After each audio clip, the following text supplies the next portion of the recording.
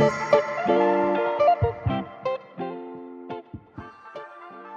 guys, welcome and welcome back. Today we are chatting with radio legend, author, poet, and uncle in my head, Sterling Henderson. Yes, Welcome. indeed. Welcome to Reese's, Uncle Sterling. Yes, it's a pleasure to be here, As I said in your intro, you are a radio legend, and I don't say that to age you, but I say that because your voice is iconic. I'll never ever forget there was an instance where you were dropping me to San Fernando to my auntie's house, and when you answered the phone, I didn't remember this. So I was on the phone, but I was lost because I didn't know South at the time. And then when you spoke, she said, wait. I know this voice. Yes, I do remember that. That was very funny indeed. And she's like, are you on the radio? And you're just like, yes, ma'am, I'm Sterling Henderson. Am I taking a left or a right? So, and I think it was at that point in time as I sat in the car, I realized, it's like, oh my goodness, like, he's famous.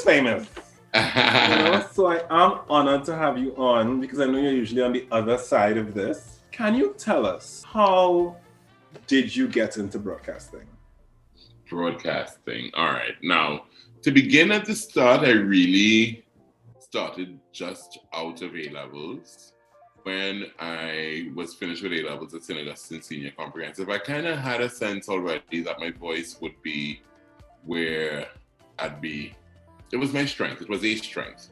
And believe it or not, I got into something called Mall Radio that operated out of Long Circular Mall. And it was just in-house for the mall, and we would play music and read ads, and this was at about age 18 or 19.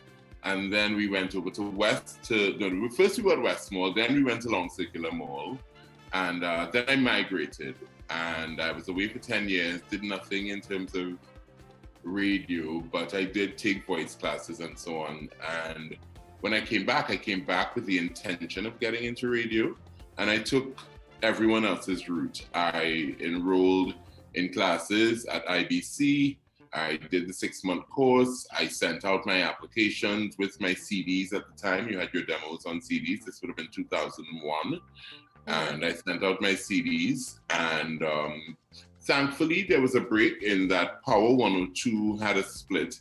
And Louis Leasing was now forming I-95. Well, it was then I-92.7 or I-92.5, I can't remember. But yeah, so had there not been an opening in the sense that a new media house was starting and there was room, I don't know that I would have been hired when I was hired and by whom I was hired. And I also say that when I first approached, I interviewed with Daily Knock, and I really thought I was interviewing for an on-air position, but all they had available were positions in the newsroom. But that I knew would lead to me reading news and using my voice. And so I didn't beat up too much. And this is now about 19 years later. Oh, nice. I'll say I had a conversation with another radio personality on the channel. And what I noticed in both of your stories, and something I think is very applicable to young people today, is the fact that now in his case, I think he started on radio in the graveyard shift, and in your case, you started in the newsroom.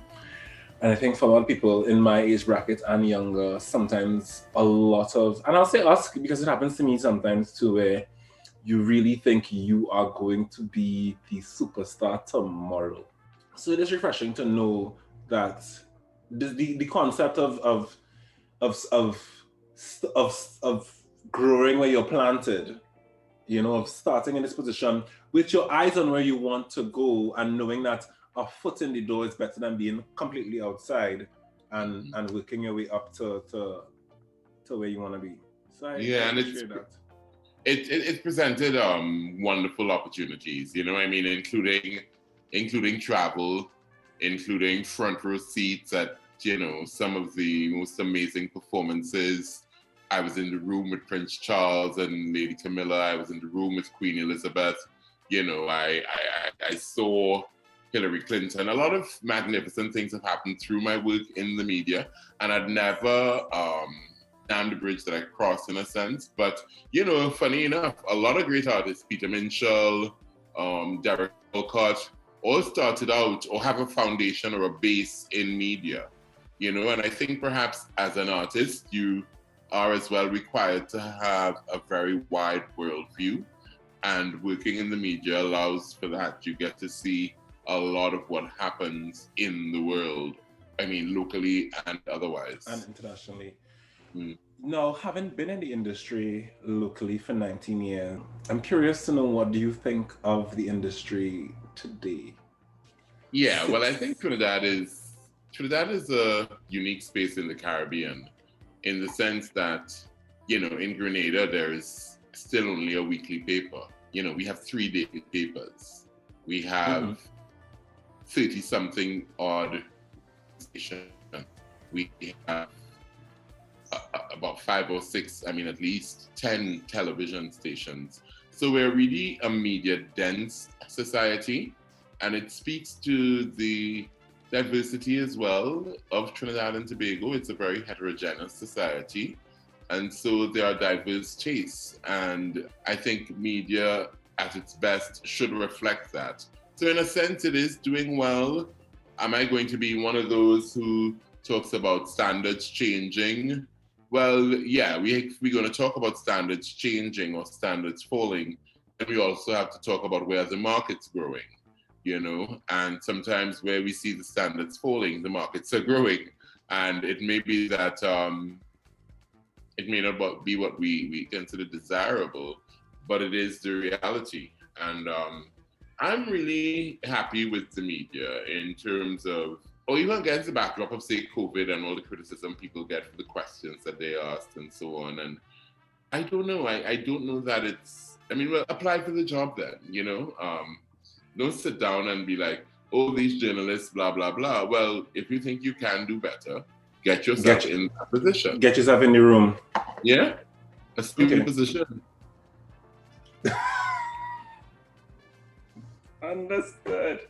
Understood. What advice would you give to a young broadcaster today? Take your time. I see a lot of young broadcasters wanting to reach a particular standard, and that's good, but you have to put in the work, you know, whether it's training, whether it's education. I value education. I think even if your stock in trade is your voice, I still believe that if you develop your mind, you will be able to be better at your job regardless. And so I think I've benefited from education in that, you know, I got the job in 2001. In 2002, I started a certificate in mass communication at UWI Open Campus. That was 2 years. I graduated from that in 2004. I started a bachelor's degree in media at Carrimack in Jamaica. I graduated from that in 2007. In 2011, I enrolled in a master's program at Arthur Lockjack, and I'm still finishing that. But I just want to say that I really do think that education is not wasted. And if you can, if you have the means, you should. And you're here today to promote your collection of poems, When Soca Full Mih Mouth. Yes. When did you start writing poetry? I started writing poetry at a very early age. And when I say early age, I mean, I wouldn't say I started writing good poetry at an early age, but I think I reached that good point pretty early as well, because I started so early. And, you know, I mean, I remember, I may still have them around, textbooks from CXC with poems written in the back page or on the clean leaf of the book or something, you know, because you just had to get it out at the moment, and it was all you had next to you. And then it was about that. It was less craft. It was more about expression and just letting myself express myself and getting accustomed doing that, finding a style, and taking many years to reach to the point where, you know, and I'm self-published. You know, I started on my album in 2017, and it was published in 2020, you know, triggered by my mom's death in some ways, because I needed something positive to focus on. I needed to as well start unfurling my petals, so to speak. Understood. You know, and Understood. so I thought, you know, you have this poetry project, give it your all and see what you can reap from it. And it's been wonderful, you know, and I will do it again. And I will encourage anyone to pursue a writer, you know. But again, it comes back to training. I've taken courses in poetry, I've taken workshops in poetry, and so I've always had a very sort of academic understanding of it as well. And I think that's kind of what has gained me some respect. I know you spoke about your mom's death. Sorry to hear about that. What inspired this particular project? Now, I know in the CD, in the album, you explain what inspired the title, which you were singing a soca song and you were happy about it, and you thought, what else brings you so much joy when it fills your mouth? But to do this particular project, what was the inspiration behind the body of work? Right. Now, yeah, I mean, that was the first thing that we had to decide, because I have a lot of poems. And so we had to determine an arc, as they would call it. And the arc is really Trinidad and Tobago. Yeah. If you look at all of the pieces in it, they relate to Trinidad and Tobago or experience in Trinidad and Tobago somehow. I mean, is soca our national music? I don't know. Or it's calypso, or you know, the sense that we have a lot of international performances and a lot of recognition of the music form along with carnival. So I wanted to do something and center it on, and I am also saying that from a vernacular perspective, soca feels right in my mouth. Unlike dancehall, yeah, as it doesn't fit as comfortably. Understood. It makes sense. Or rap. Yeah, I know we love to think of the sexual connotations of what else fills someone's mouth, you know, and I've got a lot of that, you know, in terms of reactions to it. But the fact is that, you know, it's almost like the ability to speak in your native tongue and taking a pride in that. And that's kind of what I tried to communicate, that being able to have a music form that speaks to me linguistically, rhythmically, ideologically, to an extent, even in terms of the issues that it addresses, it feels very personal to me, you know, and it feels synergistic as well. So when I know the tunes to a soca song, I'm happy. You know what I mean? Because so much music plays and I'm like, okay, I'm not sure that I know what this person is saying. And you hear a song that you know, you feel it. You feel it. Yes. Yeah. As opposed to like you're trying to listen to get to know it. Until you know a song. The other day, there's a story on Instagram where Destra is singing Carnival in TNT. I can't remember what's the title of this. You know her collab with Marshall. Yeah. And like she was singing it a cappella, it's like this. Memories. Yes. And too, it has something to do with rhythm, Reon. You know what I mean? There is something about relating rhythmically, because that is what takes or keeps a lot of people, I think, out of soca. The fact that, I mean, it's the same for a lot of different music genres around the world. You know what I mean? Like Arabic music and belly dancing is a very different rhythm to whining, but it's something that they understand intrinsically. And similarly, I feel as if with soca, we pulse to it in a real way as well, as the Soca Nation. And the Soca Nation is a geographic, you know, kingdom.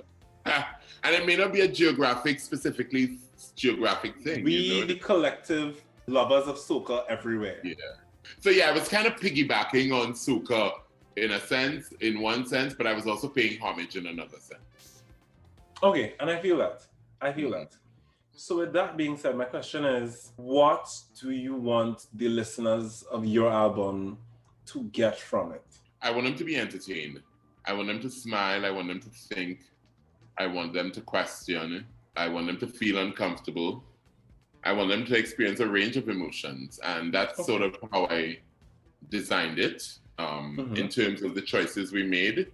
it titillates, it provokes, you know, and it's auditory. So it's very private. You hear it and nobody else knows what you're thinking, but hopefully you'll react in an honest way. Okay. So here's what I'll say. I would love for you to do a reading first if you're willing to. But before that, so my two favorites were the titular track, which is When Soca Full Mih Mouth, and How to Buy a Gun. I also really appreciated the explanations you gave to us, not to disparage myself, but I think the best example I can give you is like in secondary school, when we do English literature, yes, oftentimes you will go home, you will read 30 of us in the class, everybody go home and read the poem, everybody comes back to school the next day, and Mrs. like, what did you get from the poem, what did you understand? And what I get is not what John get, is not what Michelle get. So I appreciated that before a lot of the tracks, you gave us a context to listen to the track with. With that being said, both the explanation for When Soca Full Mih Mouth and the actual poem When Soca Full Mih Mouth had a eroticism to it that had me, I was listening to it in my kitchen the other day, I was like, is this erotic or do I just have a dirty mind? Have you ever found yourself asking that relative to soca? Soca songs? Yes. Okay. Yes. Okay, yes. Well, then it's true to form in my hand. Give me the thing where the doctor order me, give me the thing. Yeah, so of course it celebrates soca in its honesty and in its sexual undertone as well. Perhaps. Okay, look at you. I see what you did.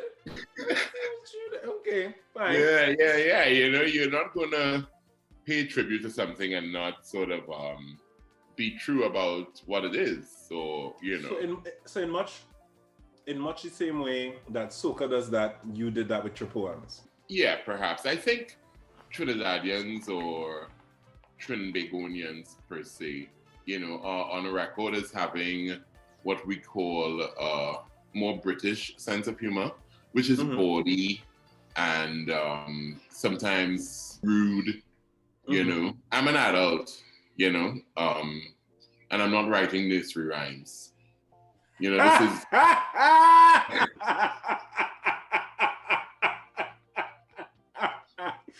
This is not hickory dickory dock. Yeah, and even some of those things, you know, when you get behind the scenes, you realize they're really artfully, well-crafted adult interpretations of things, you know. Okay. I mean, that's why Sparrow was able to get away with it so much, because it was already a part of our culture in terms of literature, you know. When you think about, did you do Shakespeare? We did What You Do About Nothing? The Merchant of Venice. And yes, as a child, when they was talking about the pound of flesh, right. Well, it never occurred to me. Yeah, Much Ado About Nothing is really Much Ado About No Thing. Thing being sex, because the prince thought that his woman had slept with someone, and that led to a whole controversy. But she actually hadn't slept with the person. I can't remember how it was achieved, but it was really, as well, on another level, Much Ado About No Thing. And thing being a euphemistic term for sex. Okay. Yeah, you could take that to the bank. You know what I mean? So the fact that we have this sort of rude or provocative element in some of what we do, and to, you know, Reon, I think we live in a society where sexualities are marginalized and sex becomes a very taboo topic. So we have found ways to mask it and play with it. And in a sense, that is in part what I do. But it is also not the be all and end all and the extent. I appreciate that. Even when you talk about them inserting adult jokes into entertainment that is designed for children, I as well, when I watch certain shows over as an adult. Even the other day, a friend of mine was showing me a clip where there's an episode of the Justice League where another superhero spanks one woman on the butt. And as a child, I never realized that like they went off camera and there was a tsh, and there was a ow. And as a child, that didn't occur to me. Or even, I would say to you, maybe this Christmas or last Christmas, I was on the treadmill listening to Soca Parang and I'm listening to Marcy Miranda's Roast Fowl. And I realized I was like, she is not singing about poetry. She's not. My favorite by his Dance on the Cocoa. Dance on the cocoa, wine on the cocoa. You never heard that one? I don't know that one. Yeah. Because you have to dance the cocoa. Correct. I know about Tobago dance the cocoa, but yeah. Right, so you have to talk about dancing the cocoa too. Dancing on the cocoa. So even I love listening to your album, when you mentioned there's something that a woman gave you that made you feel like 10 feet tall, I was like, what did she give to him? That is a direct reference to Cassandra by Gabby. I was feeling ill when I get a phone call from Dr. Cassandra. She comes to give him injection. Okay. Injection. In my midsection, I didn't know what to do. Then she gave me. I know that one. So that's kind of it borrows from that. Which we used to sing as children, by the way. And then the 10 feet tall is also a quote from another soca song. I can't remember which one. It might be a Kitchener. I see. So it definitely was a paying of homage. Yeah. Will you read an excerpt for us today? From? A poem, any poem of your choice. A poem. You mind if I get my glasses? They're right there. That's fine. Okay. Tune in on Thursday to hear which poem Sterling read to me, as well as to see him tackle a bonus round of questions. Until then, you know what to do. Hit like, subscribe, and the bell notification. See you then.